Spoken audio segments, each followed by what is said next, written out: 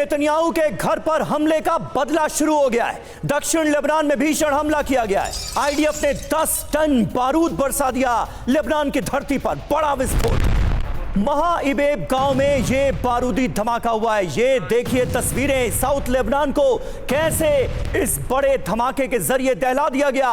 ये TV9 भारतवर्ष पर उस हमले की एक्सक्लूसिव तस्वीरें आपके सामने। हिजबुल्लाह को इस हमले में भारी नुकसान की खबर है और इसी के बाद यह कहा जा रहा है कि नेतन्याहू के घर को निशाना बनाने के बाद इजराइल की तरफ से लिया गया यह पहला बड़ा बदला है।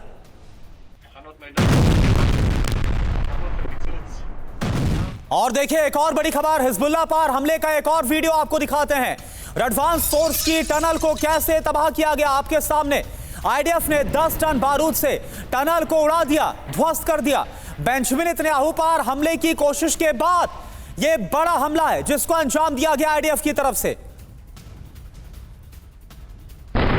तो 100 टन विस्फोटक से हमला किया गया है और आपको बता दें कि बेंजामिन नेतन्याहू के सेसरिया वाले आवास पर जो कल हमला अंजाम दिया गया था, हालांकि गनीमत यह थी कि कोई इसमें हताहत हुआ नहीं था। बेंजामिन नेतन्याहू या फिर उनके परिवार का कोई सदस्य मौजूद नहीं था। इसके बाद बदला लेते हुए आईडीएफ ने इस बड़े हमले को अंजाम दिया और 100 टन बारूद बरसाया। और वहीं बेरूत में इजरायली सेना की जबरदस्त बमबारी हुई है। बमबारी से दहल गया दक्षिणी बेरूत का इलाका। आईडीएफ के हमले के बाद इस इलाके में भीषण आग लग गई, यानी बैक टू बैक हमलों का सिलसिला जारी है। साउथ लेबनान ऐसा लग रहा है कि पूरी तरह से इजराइल के निशाने पर है। ये जो तस्वीरें आपको दिखा रहे हैं ये साउथ बेरूत की तस्वीरें हैं जहां पर आईडीएफ के हमले के बाद भीषण आग लग गई।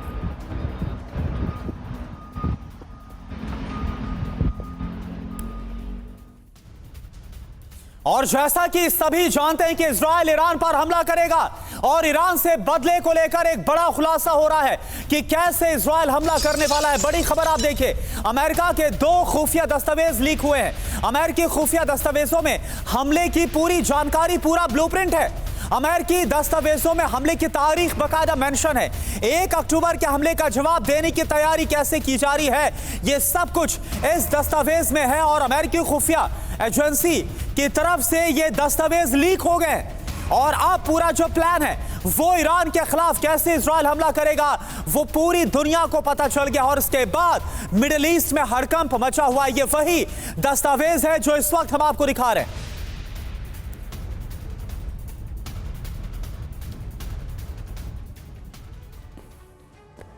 तो जो खुफिया दस्तावेज है जो लीक हो गए, इसमें पूरी जानकारी कैसे पता चल रही है, कब ईरान पर हमला होगा, कैसे होगा, पूरी जानकारी आपको इस पर दे रहे मेरे सहयोगी समीर। जी हां करुणा, ये दरअसल बहुत बड़ी खबर है। ईरान पर कब और कैसे हमला किया जाना है ये अमेरिका ने बता दिया है, या आप कह सकते हैं कि अमेरिका से जो खुफिया दस्तावेज सामने आए हैं वो इसकी पुष्टि कर रहे हैं। बड़ी खबर क्या है, ईरान पर हमले की योजना वाले दस्तावेज लीक हुए हैं। अमेरिका के खुफिया दस्तावेज दुनिया के सामने आए हैं। खुलासा क्या हुआ है, इजराइल ने 3 अलग अलग दिन हमले की प्लानिंग की है। हमले का प्लान बनाया गया है। 8 अक्टूबर हेडजेरिम एयरबेस पर बैलिस्टिक मिसाइल तैनात की गई। गोल्डन होराइजन और रॉक्स मिसाइल की तैनाती की गई। 15 अक्टूबर हमले से पहले लड़ाकू विमानों ने युद्धाभ्यास शुरू किया। 16 अक्टूबर रामोट, डेविड और रेमन एयरबेस पर मिसाइलों की तैनाती की गई। सतह से हवा में मार करने वाली मिसाइल रेडी मोड में रखी गई। ये सब कुछ इस अमेरिकी खुफिया दस्तावेज के जरिए सामने आया है। हमारे साथ इस वक्त कई खास मेहमान मौजूद हैं, उनसे आपका तारुफ करा दें। लेफ्टिनेंट जनरल वीके चतुर्वेदी हमारे साथ मौजूद हैं, डॉक्टर पीके घोष हमारे साथ मौजूद हैं, डॉक्टर प्रोफेसर संजय भारद्वाज हमारे साथ मौजूद हैं, निनाद सेठ हमारे साथ मौजूद हैं, विदेश मामलों के जानकार हैं। लेकिन सबसे पहले मैं रुख करूंगा मनीष झा, हमारे सहयोगी का। मनीष, ये खुफिया दस्तावेज क्या कहानी कह रहे हैं, सबसे पहले ये तफसील में बताएं। देखिए, सबसे बड़ी बात तो यह है कि अमेरिका थोड़ा बहुत अपना ऑपरेशनल डिटेल इजराइल अमेरिका के साथ थोड़ा बहुत ऑपरेशनल डिटेल शेयर करता था, लेकिन उन डिटेल के लीक होने के बाद मुझे लगता है कि आने वाले दिनों में इजराइल और अधिक कोताही बरतेगा। हमने देखा है कि चाहे वो याह्या सिनवार के मामले में हो या फिर नसरुल्लाह के मामले में हो या इस्माइल हानिया के मामले में हो, अक्सर आपने सुना था कि व्हाइट हाउस कहता था कि इजराइल ने हमसे कोई इंफॉर्मेशन शेयर नहीं किया। उसका कारण ही यही था कि अगर अमेरिका को वो इंफॉर्मेशन शेयर किया जाता है तो अमेरिका अपने पॉलिटिकल कंपल्सन की वजह से कहीं ना कहीं उसे जानबूझकर या तो लीक कर देते हैं ताकि ईरान को भी थोड़ी बहुत भनक मिल जाए। और इन लीक दस्तावेज से एक बात तो साफ है कि जब ईरान ये उम्मीद कर रहा था कि इजराइल अपने F-35 फाइटर जेट के बेड़े के साथ हमला करेगा, उसकी जगह पर इजराइल ने अपने एडवांस मिसाइल सिस्टम के जरिए ईरान पर हमला करने की योजना बनाई थी और जो लीक हो गई है। लीक होने का मतलब यह है कि फिलहाल 2-4 दिन के लिए हो सकता है कि इजराइल अटैक ना करे, लेकिन इजराइल के पास प्लान बी भी मौजूद है। और कल जब प्रधानमंत्री नेतन्याहू के घर पर हमला हुआ, उसके तुरंत बाद प्रधानमंत्री नेतन्याहू का जो स्टेटमेंट आया उसमें उन्होंने साफ तौर पर ईरान का नाम लेकर इस बात को इंडिकेट कर दिया है कि जो टेररिस्ट भेज रहे हैं उनको भी हम एलिमिनेट करेंगे, यानी कि उनके निशाने पर ईरान है। ईरान के खिलाफ इजराइल का बदला होगा और वो जरूर होगा। जी बिल्कुल, ईरान के खिलाफ इजराइल का बदला होगा, यानी हमला होगा। और ये खुफिया दस्तावेज जो कि लीक हुए हैं, इससे कुछ ऐसा ही पता चल रहा है। एक और बड़ी खबर का रुख कर रहे हैं। बेरूत के दाहिया में भीषण हमले हुए हैं। हिजबुल्लाह हेडक्वार्टर पर बारूदी प्रहार किया गया, खुफिया यूनिट को निशाना बनाया गया। आईडीएफ ने हथियार गोदाम पर भी हमला किया। ये देखिए आप।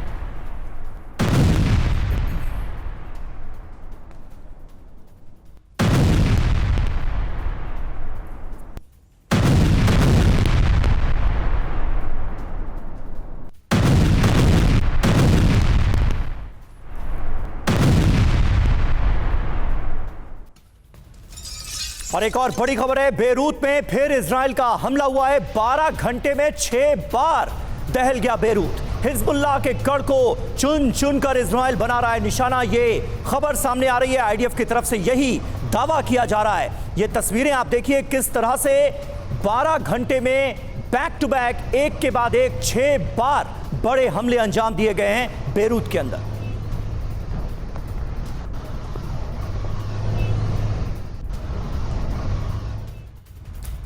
और देखिए एक और बड़ी खबर, अमेरिका का ईरान को बारूदी संदेश। यमन में फिर से B-2 बम्बर से हमला किया गया। हूती विद्रोहियों के ठिकानों पर बम बरसाए गए। ये देखिए आप, हूती विद्रोहियों के हथियार डिपो को तबाह किया गया। तो ऐसा लग रहा है कि जहां इजराइल हिजबुल्लाह और हमास से निपट रहा है, तो वहीं अमेरिका ने अब हूती विद्रोहियों से निपटने की ठान ली है, क्योंकि एक बार फिर से यहां पर B-2 बम्बर से हमला किया गया।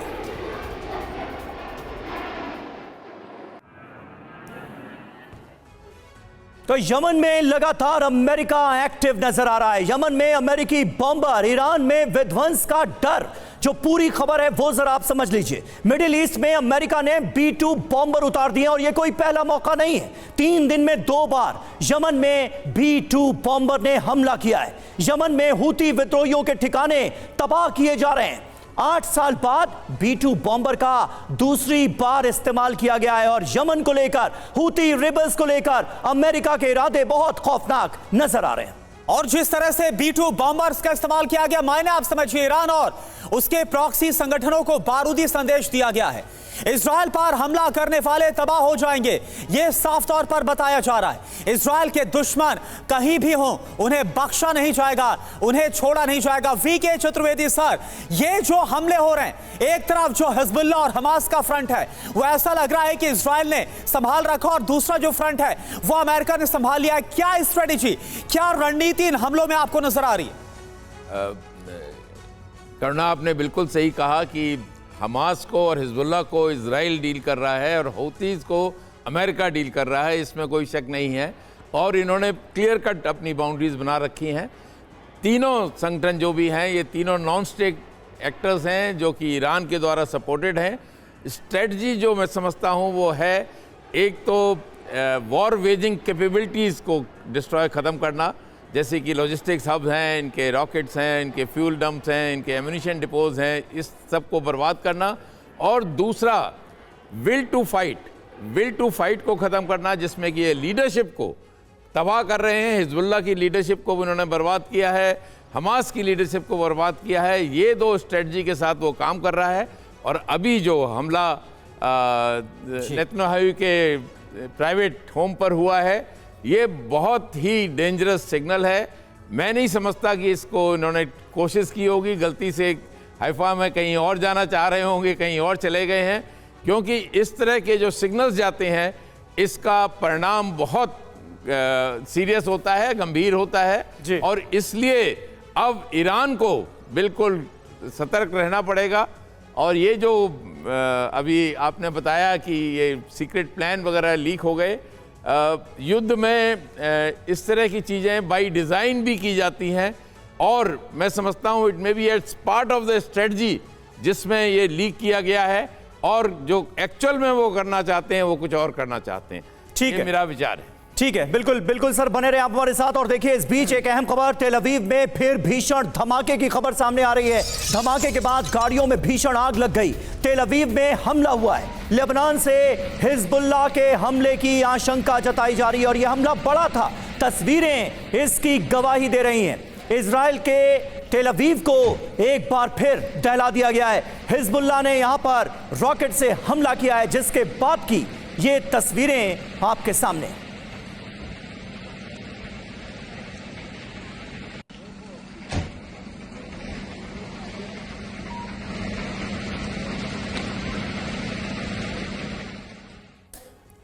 और देखिए, एक और बड़ी खबर, अमेरिका ने ईरानी ऑयल रिग पर हमला किया है। अमेरिकी नेवी ने किया है ऑयल प्लेटफॉर्म को तबाह। यह बड़ी खबर इस वक्त की, कुवैत टैंकर पर ईरानी हमले का बदला लिया गया है।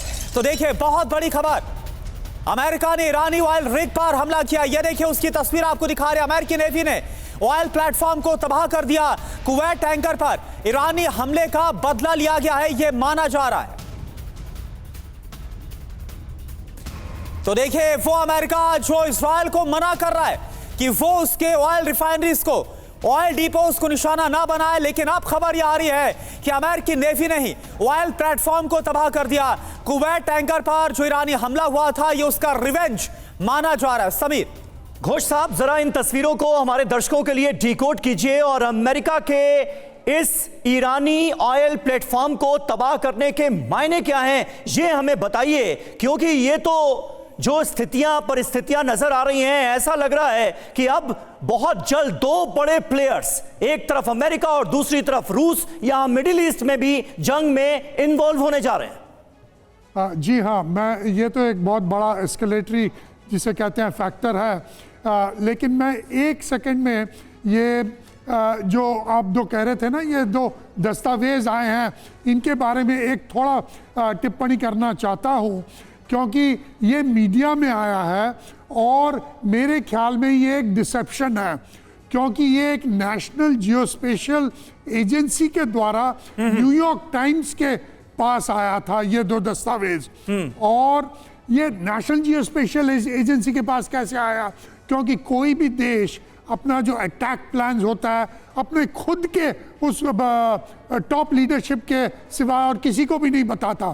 तो ये अमेरिका के पास आया है, नेशनल जियोस्पेशियल एजेंसी के पास आया है, फिर वो न्यूयॉर्क टाइम्स पे आया है, फिर पूरे मीडिया में छा गया। तो ये मेरे ख्याल में एक डिसेप्शन भी हो सकता है। जहां तक ये ऑयल रिग पे जो अभी हमला हुआ है, ये एक बहुत बड़ा एस्केलेटरी फैक्टर है, क्योंकि अमेरिका ने इजराइल को कहा था कि आप इन जगहों पे अटैक नहीं करेंगे।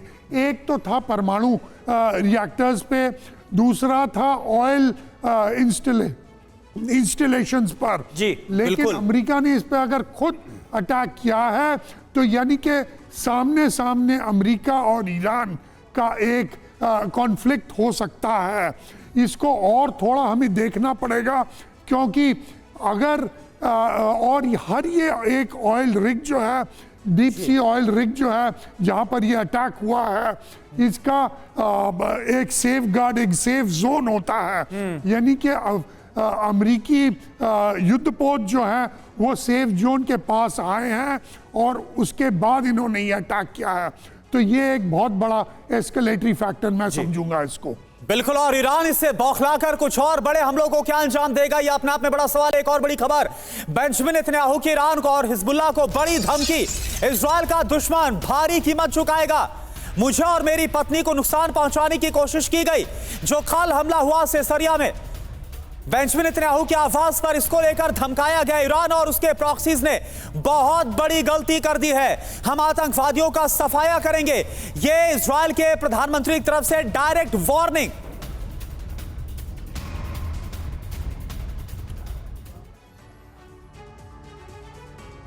तो देखिए, नेतन्याहू के तेवर बहुत तल्ख, बहुत सख्त नजर आ रहे हैं। नेतन्याहू का प्रतिशोध टारगेट पर कौन? Ayatollah Khamenei. नेतन्याहू ने कहा क्या है, ये जरा समझिए। मुझे और मेरी पत्नी को मारने की कोशिश की गई है। ये उन्होंने न सिर्फ इजराइल बल्कि पूरी दुनिया को बताने की कोशिश की है। ईरान और उसके प्रॉक्सीज ने सबसे बड़ी गलती को अंजाम दे दिया है। इजराइल के दुश्मनों का अंजाम अब बहुत बुरा होगा, ये कह रहे हैं नेतन्याहू। अब देखिए यहां पर सवाल क्या उठ रहा है, क्या नेतन्याहू के टारगेट पर आयतुल्लाह खामेनी यानी कि ईरान के सुप्रीम लीडर हैं?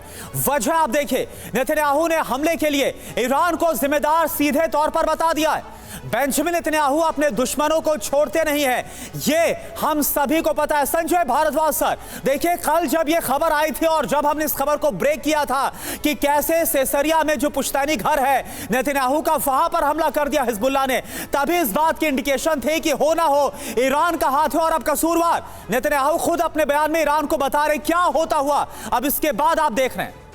देखिए, इसमें एक बात साफ है कि इजराइल को अनफ स्पेस मिल रहा है कि इजराइल पे जिस तरीके से हिजबुल्लाह अटैक कर रहा है या ईरान समर्थित जो अटैक हो रहे हैं, ईरान की तरफ से अटैक हो रहे हैं, 1 अक्टूबर से आप देखिए, तो इजराइल को एक स्पेस मिल रहा है रिटेलिएट करने का और हिजबुल्लाह को और ईरान को ख़त्म करने का।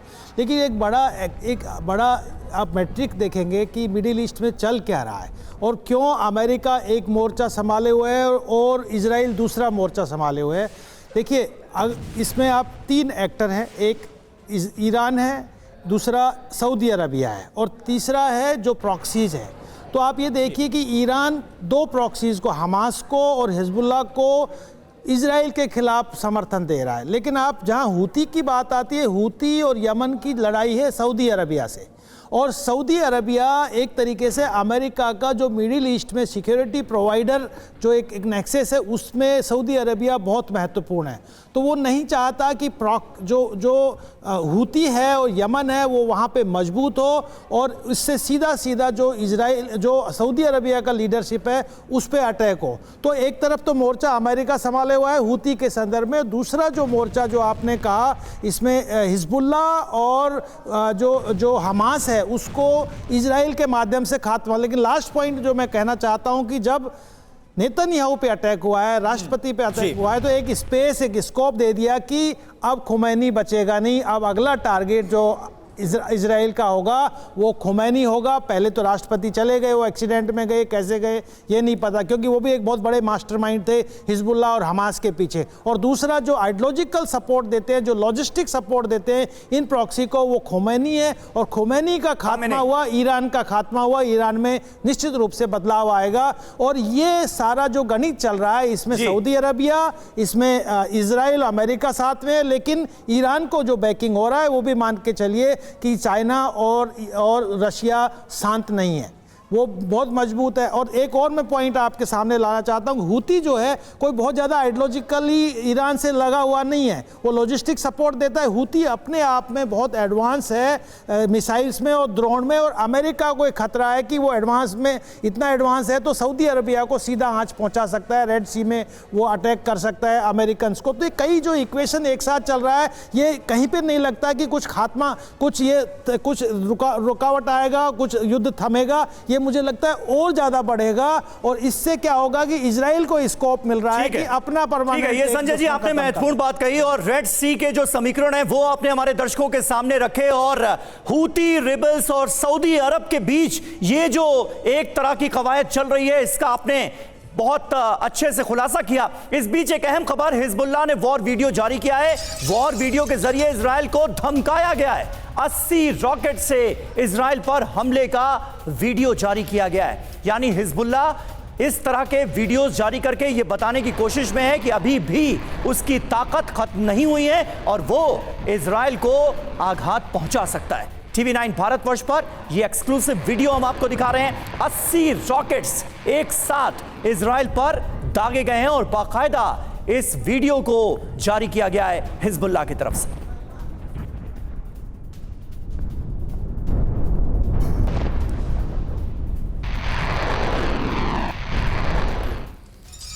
और देखिए एक और बड़ी खबर, हिजबुल्लाह का इजराइल पर बड़ा हमला। हाइफा और किरियात पर रॉकेट दागे गए हैं तो उत्तरी इजराइल पर लगातार बारूदी बरसात हिजबुल्लाह की तरफ से की जा रही है। और किरियात शमोना और हाइफा के जो इलाके हैं वहां पर बम बरसाए जा रहे हैं, रॉकेट बरसाए जा रहे हैं। और ये ताजा हमले का वीडियो इस वक्त हम आपको दिखा रहे हैं।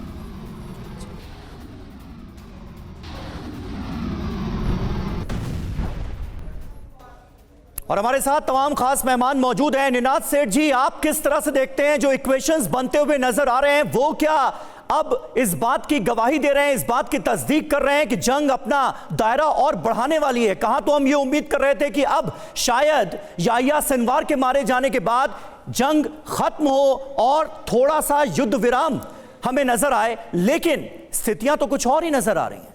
देखिए, इजराइल के पास इस वक्त बहुत अच्छा मौका है अपने आप को सिक्योर करने का। और अपने आप को इजराइल कैसे सिक्योर कर सकता है? पहली बात, अगर ईरान के पास न्यूक्लियर वेपन नहीं है तो सिक्योर कर सकता है। हाँ। दूसरी बात, अगर ईरान के पास वॉर वेजिंग कैपेबिलिटी यानी कि हमला करने की क्षमता जो ईरान दे रहा है अपने प्रॉक्सीज को, हिजबुल्लाह को और हमास को, उसको ख़त्म करने से उनकी सिक्योरिटी बढ़ेगी। और तीसरी बार अपना दबदबा और डर बढ़ाने से, खौफ बढ़ाने से भी कई बार स्ट्रेटेजी में सिक्योरिटी बढ़ती है। ये सारे कॉम्बिनेशन मेरे को लग रहा है एक संकेत दे रहे हैं कि एक खतरनाक हमला ईरान पे आने वाला है, जो किसी भी रूल को या किसी भी बंदिश के आगे बढ़ेगा। और उसमें ईरान के न्यूक्लियर वेपन एसेट सबसे पहले होंगे। ईरान की जो फैक्ट्रीज है जो सीरिया में है, बाय द वे ईरान की फैक्ट्रीज सीरिया में है जो वेपन सप्लाई करती है हमास और हिजबुल्लाह को, वो सेकंड होगा। और दूसरा, बेरूट का सर्वनाश एकदम पक्का है। जैसे हमास का सर्वनाश हुआ है, जैसे गाजा की हालत हुई है, बेरूट और साउथ लेबनान की हालत ऐसी होगी। इसमें मैं ये भी कहूंगा कि ईरान के पास काउंटर अटैक की कैपेबिलिटी, जैसे हमने देखा नेतन्याहू के घर पे काउंटर अटैक की कैपेबिलिटी है, तो उसके लिए आप तैयार रहे कि एक खतरनाक मोड़ जिसमें बहुत ज्यादा खून खराबा होने वाला है अब हमारे सामने है। क्या वो अब ऑयल के ऊपर भी जाएगा? इसका मतलब क्या दुनिया की अर्थव्यवस्था पे भी फर्क पड़ेगा? वो देखने वाला अगला हफ्ता होगा। बिल्कुल अगले हफ्ते, यानी कि बहुत ज्यादा क्रूशियल हो सकता है। ये आपने बहुत अहम बात यहां पर कही है। और एक और बड़ी खबर का इसी के साथ हम रुख कर रहे हैं। योव गैलेंट की भी इजराइल के दुश्मनों को बड़ी धमकी, नेतन्याहू के दुश्मनों को नहीं छोड़ा जाएगा। ये योव गैलेंट की तरफ से कहा गया, इजराइल अपने दुश्मनों को छोड़ता नहीं है, हम दुश्मनों का सफाया करेंगे। इजराइल के रक्षा मंत्री योव गैलेंट की तरफ से यह बहुत बड़ा बयान दिया गया, खासतौर पर जो कल का हमला हुआ इसके बाद से जो इजराइल है वो और ज्यादा एग्रेसिव हो गया है अपने दुश्मनों को लेकर। और ताजा जो बयान, इससे पहले हमने आपको बताया था कि बेंजामिन नेतन्याहू ने किस तरह से बदले की धमकी दी है, वार्न किया है। और अब योव गैलेंट की तरफ से भी दुश्मनों को सफाया करने वाली जो बात है वो सामने आ रही है। तो दो बड़े हमले हो गए। एक अक्टूबर का हमला जब तकरीबन 200 बैलिस्टिक मिसाइलें दागी गई थी इजराइल पर, और अब नेतन्याहू के घर को निशाना बनाने की गई है कोशिश। इजराइल बौखलाया हुआ है, भड़का हुआ है। गैलेंट का प्रहार, ईरान का संहार मुमकिन है क्या? योव गैलेंट, इजरायली रक्षा मंत्री क्या कह रहे हैं ये देखिए। नेतन्याहू पर हमले की कोशिश यानी इजराइल पर अटैक, ये कहा है योव गैलेंट ने। इजराइल को नुकसान पहुंचाने के लिए नेतन्याहू को, बेंजामिन नेतन्याहू को किया गया टारगेट, उनके परिवार को बनाया गया निशाना। हमने अपने दुश्मनों का सफाया किया है, आगे भी इन्हें खत्म कर दिया जाएगा, ये कह रहे हैं योव गैलेंट। तो देखिए इजराइल के रक्षा मंत्री और क्या बोल रहे हैं, हमास को खत्म किया, हिजबुल्लाह को भी अब तबाह हम कर रहे हैं। ये जो बयान है वो इजराइल के रक्षा मंत्री की तरफ से दिया गया है। यानी कि अब बहुत बड़ी प्लानिंग यहां पर नजर आ रही है, खासतौर पर कल के हमले के बाद। मनीष, आपके पास क्या इनपुट्स नजर आ रहे हैं? क्योंकि चाहे नेतन्याहू हो या फिर इजराइल के रक्षा मंत्री, ऐसा साफ लग रहा है कि कल एक बहुत बड़ी गलती हुई है हिजबुल्लाह की तरफ से।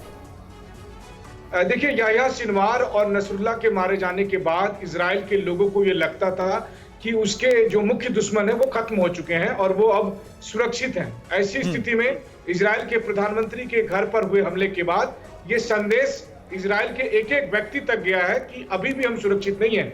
जब हमारे प्रधानमंत्री के घर पर हमला हो सकता है तो वैसी स्थिति में फिर हम कैसे सुरक्षित हो सकते हैं? और इसी की वजह से एक बार फिर इजराइल में ये संकल्प बन रहा है कि हम तब तक आराम नहीं कर सकते, हम तब तक रुक नहीं सकते जब तक कि हम हिजबुल्लाह और हमास को सपोर्ट करने वाले ईरान को खत्म नहीं कर देंगे, ईरान को कमजोर नहीं कर देंगे, ताकि फिर हम पर कोई और हमला ना हो सके। ठीक है मनीष, बार बार हम जिक्र कर रहे हैं कि बेंजामिन नेतन्याहू के घर को निशाना बनाया गया, कुछ अपडेट इसे लेकर हासिल हुई है क्या? पुख्ता खबर कुछ आ पाई है कि इस हमले में कितना नुकसान हुआ?